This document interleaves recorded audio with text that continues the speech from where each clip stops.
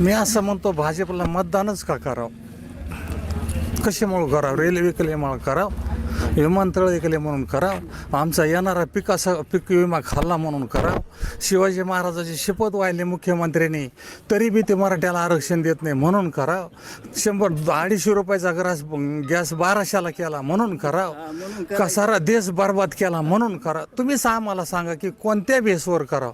जे बरबडलेले नेते ज्यांनी कोट्यावधी रुपयाला भोपाळमध्ये सांगितलं पंतप्रधानांनी की उद्या परदेशी महाराष्ट्रात कारवाई होणार, आणि तिसऱ्या दिवशी ते अजित पवारांचा प्रवेश होतो. भ्रष्ट झालेले, देश लुटलेली सगळी फौज एकत्र झाली म्हणून करावा.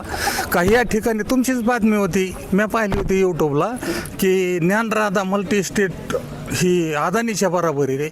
मग अशा तुम्ही बातम्या करतात म्हणून करावं का, किंवा तुम्ही हे असे लोक लुटणाऱ्याला पाठीशी घालता म्हणून करावं. कुठल्या बेसवर मतदान बीजेपीला करावं हे आधी सांगा.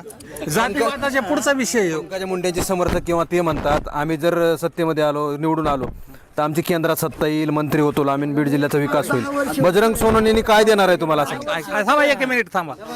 5 वर्षे पहिल्यांदा एक अपघाताने गोपीनाथ मुंडेला तर आम्हीच काय पण सारा महाराष्ट्र दैवत मानत होता, माणूसही चांगला होता, सगळ्या जाती धर्मासाठी जातीच्या पलीकडे काम करीत होता, याच्याशी मी सहमत आहे. परंतु ज्या टायमाला ते वारले गेले, संपले, काय झालं असेल ते झालं असेल, चला त्याच्यानंतर सहानुभूतीची लाट निर्माण झाली. 2 वेळेस त्या बाईला निवडून दिलं. 2 वेळेस दिल्याच्या नंतर ती बाई साधा फंड करूच शकली नाही. मग त्या 10 वर्षाच्या काळामध्ये मोदीच पंतप्रधान होते का आणि दुसरे होते का, किंवा हे मोदी पशी होत्या, जात होत्या नव्हत्या, बोलत होत्या नव्हत्या, संसदेत जात होत्या नव्हत्या, ते त्यांना माहिती का. त्यांना सोडून अनेक दुसऱ्या पक्षसंघ होत्या, तेव्हा का नाही विकास झाला, हे आमचा प्रश्न आहे. मग जर यांनी 10 वर्षे देऊन 15 वर्षे देऊन जर काही करीत नाहीत तर भविष्य त्यांच्याकडे अपेक्षा आम्ही केव्हा करावं. आणि 25 वर्ष झालंय रेल्वेचं काम चालू आहे, ते अनेक तिकडंच आहे, आमच्या तालुक्यात नाहीच. मग आम्ही मेल्यावर की बीडला रेल्वे येणार आहे का?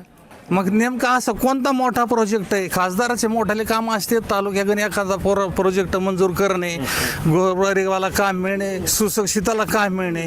उलट आरती ह्या सरकारने महाराष्ट्रातले जेवढे हेड ऑफिस होते देशाचे, कारखान्याचे म्हणा, कुठले वेगवेगळे, ते केलं. एवढ्यांनी थांबले नाही. नुसतं महाराष्ट्रात मराठ्याला आरक्षण मिळायचं म्हणलं की सगळ्या नोकऱ्या खाजगी केल्या, एवढ्यांनी राहिले नाही. तर तिथं मिलिटरी सुद्धा अग्निवीर म्हणून की 4 वर्षासाठी केली, यांना मात्र 5 वर्षासाठी पाहिजे. आणि लोकांची लेकरं लागायची म्हणलं, कल्याण व्हायचं म्हणलं तर 4 वर्षासाठी, त्याला बी कुठलंच काही नाही. आज रोजाने आल्यासारखं आजी कामाला, उद्या नाही आला तर खाडा. मग असा कोणता विकास आहे मोदी सरकारचा का व्हायना किंवा खासदारचा का व्हायना? इतकंसं आमच्या तालुक्यामध्ये एकूण शिंदपान आहे, पलीकडून गंगा आहे, मधून पाटे, तरी आम्ही पाण्यापासून वंचित आहेत. असे अनेक समस्या आहेत या देशामध्ये. मी तर म्हणतो, असं म्हणेल मी, माझं व्यक्तिगत मध्ये घटना व्यक्ती स्वातंत्र्य, की यांच्यापेक्षा इंग्रज बरे, निजाम बरे, जेवढ्या 7 शाया होत्या तेवढे बरे. इतके हरामी नीच येते आणि यांना मतदान आम्ही कसं काय करावं? आम्ही नाही हे पाहत, आम्ही मराठा आहे म्हणून बजरंग बाप्पाला करायचं. मतदान हे जातीपातीवर, नात्या गोत्यावर नसावं, आणि नसतं हे भारताचा इतिहास राजा भरतापासून आहे. इतके आम्ही खुळे विचाराचे नाहीत.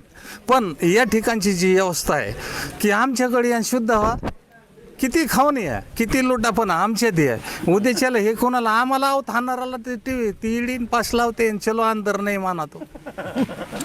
अशा दिशेने देश ठेव.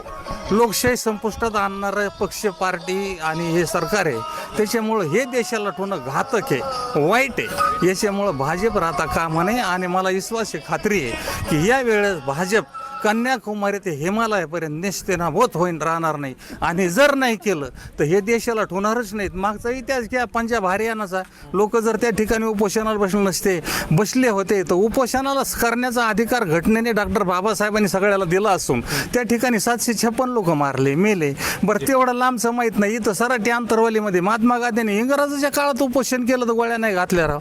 आणि या ठिकाणी कायद्याचा इतका गैरवापर केला की महिलावर सुद्धा गोळ्या, आणि त्याच्यावरच SIT लावा. असं काय कोणा केलं जरांगे पाटलांनी किंवा तिथल्या नागरिकांनी?